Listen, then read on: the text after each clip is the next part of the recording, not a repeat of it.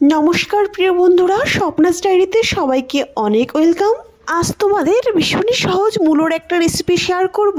এতটাই টেস্টি লাগে যে যারা মূলো খেতে পছন্দ করো না তারাও চেটেপুটে খাবে। তো বন্ধুরা দেখতে পাচ্ছ এখানে আমি সাদা মূলো নিয়েছি একটা, তোমরা চাইলে লাল মূলোও নিতে পারো। তো এইভাবে লম্বা লম্বা ভাবে আমি কেটে নিয়েছি, একটু পাতলা করে দিয়ে দিয়েছি কড়াইতে সর্ষের তেল। তেলটা বেশ গরম হয়ে গেলে 1/4 কাপ দিয়েছি কালো জিরে। কালো জিরেটা বেশ ভেজে নিয়ে 5-6টা কাঁচা লঙ্কাকেও বেশ ভালো করে ভেজে নিয়েছি। তারপর কেটে রাখা মূলোটা দিয়ে বেশ ভালো করে মিশিয়ে নিলাম। দিয়ে দেবো পরিমাণ মতো লবণ আর হলুদ।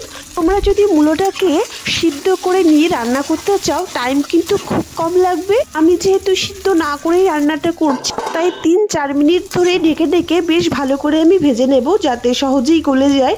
দেখতে পাচ্ছ বেশ লাল লাল করে ভেজে নিয়েছি। আর এইখানে আমি 1 চামচ মতো সর্ষেটাকে বেশ ভালোভাবে বেটে নিয়ে জল দিয়ে একটু গুলে নিয়েছি। দিয়ে দিলাম সর্ষেটা, সঙ্গে কিছুটা জল দিয়েছি। এবার একটা ঢাকনি দিয়ে ঢেকে দেব যাতে মূলোটা বেশ ভালো মতো সিদ্ধ হয়ে যায়। তার আগে কালারের জন্য দিয়ে দিচ্ছি কিছুটা কাশ্মীরি রেড চিলি পাউডার, তোমরা চাইলে নাও দিতে পারো। এবারে একটা ঢাকনি দিয়ে ঢেকে দেব এবং 3-4 বার ঢাকনি দিয়ে ঢেকে ঢেকে একটু নেড়ে নেব, কিছু সময় ধরে জ্বালিয়ে নেব যাতে মূলোটা বেশ ভালো মতো সিদ্ধ হয়ে যায়। দেখতে পাচ্ছ কিছু সময় ধরে আমি জ্বালিয়ে নিয়েছি এবং বেশ গাঢ় হয়ে আসছে ঝোলটা। আর মূলোটাও দেখো বেশ ভালো সিদ্ধ হয়ে গেছে। তো রেসিপি প্রায় রেডির দিকে।